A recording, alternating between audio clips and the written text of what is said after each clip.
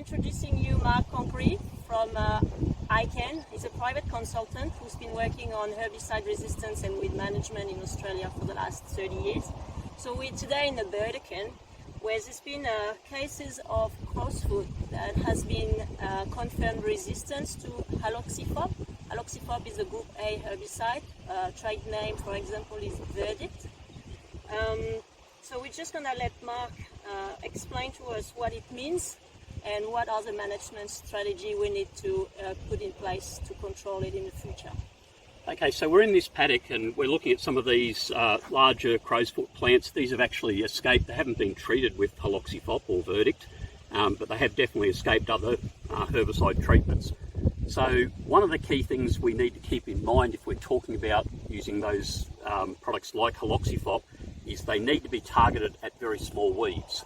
Where they work within the plant only works on small weeds. Once they get seed heads, pretty much those herbicides aren't going to be effective.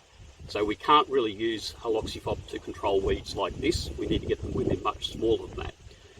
There's really no reliable chemical strategy that's going to be able to take out weeds of this size, apart from mechanical removal. So probably my advice in this situation is this paddock's going to need to be cultivated or chip-hoe to get rid of those plants. Then, as we're suspecting we've got potential for haloxyphop resistance in here, we're going to put a pretty heavy emphasis on pre-emergent herbicides. So it'll depend on what we want to go back to in this paddock as to which pre-emergent herbicide we're going to use. None of our pre-emergents are going to be 100%, so we're going to have to keep monitoring for survivors and have an appropriate strategy in place to get those survivors under control.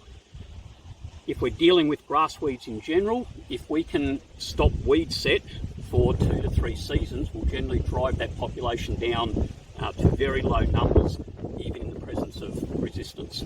So it's not the end of the world having resistance, it just means we're going to have to be more attentive to the management process moving forward. Monitor very closely your survivors in your paddock, and if in doubt, you need to make sure you reach out to Sugar Research SI that's going to make sure you get these seeds tested for potential resistance. We don't want to get this problem getting out of control. We just want to tackle it early. So please be mindful of your weed size and your survivors.